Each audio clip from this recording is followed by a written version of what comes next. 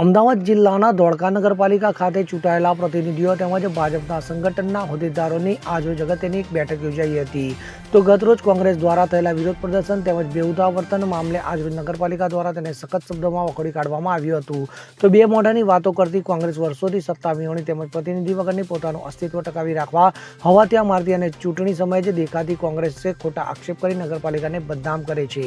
નગરપાલિકાની ચૂંટણી નજીકના ભવિષ્યમાં આવતી હોય તો પોતાનું અસ્તિત્વ ટકાવી રાખવા સત્તા વિહોણી કોંગ્રેસ મુખુટા વિહેરી વિરોધ પ્રદર્શન કરે છે. તેઓએ કરેલા આક્ષેપ મુજબ મેનાબેન ટાવર ગટર લાઇનના કામ બાબતે 10 ડિસેમ્બર 2024ના રોજ નગરપાલિકામાં સિંગલ ટેન્ડર આવતા રીટેન્ડર કરાતા તારીખ 1 જાન્યુઆરી 2025ના રોજ કારોબારી કમિટી દ્વારા ટેન્ડર મંજૂર કરતા કામ શરૂ કરવામાં આવેલ છે. તો નગરપાલિકા દ્વારા બિલ્ડરોના વિસ્તારમાં તાત્કાલિક કામો થાય છે તથા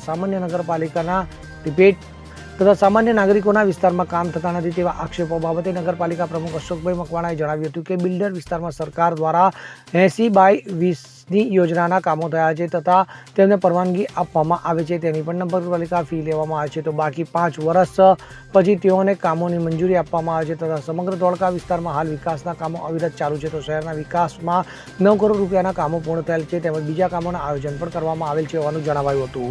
તો ભૂગર્ભ ગટર યોજનાનું કામ 67 કરોડ રૂપિયાનું તેમજ પાણી પુરવઠા યોજના દ્વારા 1 કરોડ લીટર પાણીનો સંપ અને 25 લાખ લીટરની ઊંચી ટાંકી બનાવવાનું કામ શરૂ કરવામાં આવેલ છે. તો મફલીપુરથી શિકોતર માતાના મંદિર તરફ કાંસ પાકો કરવાની કામગીરીનો વર્ક ઓર્ડર આપેલ છે. તો મફલીપુર વિસ્તારમાં શંકર તળાવનું નવીન બનાવવાનું કામ પણ મંજૂર થયેલ છે. તો કલીકુટીથી મીઠી કુઈ સુધી પાકો કંસ બનાવવાનું તેમજ બંને સાઈડ રસ્તો બનાવવાનું કામ પ્રગતિમાં છે જે ધોળકાની જીવાદોરી સમાન બની રહેશે.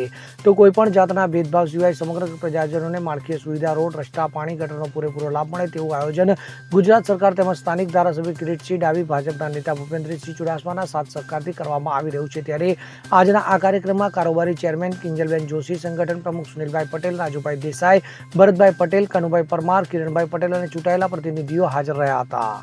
ઇદ્રીસ શેખ સાથે CN24 ન્યૂઝ ધોળકા. હવે જુઓ દેશ દુનિયાની તમામ ખબરો તમારી આંગળીના ટેરવે. ઉઠાવો મોબાઈલ અને Google Play Store પરથી ડાઉનલોડ કરો અમારી CN24 ન્યૂઝ મોબાઈલ એપ.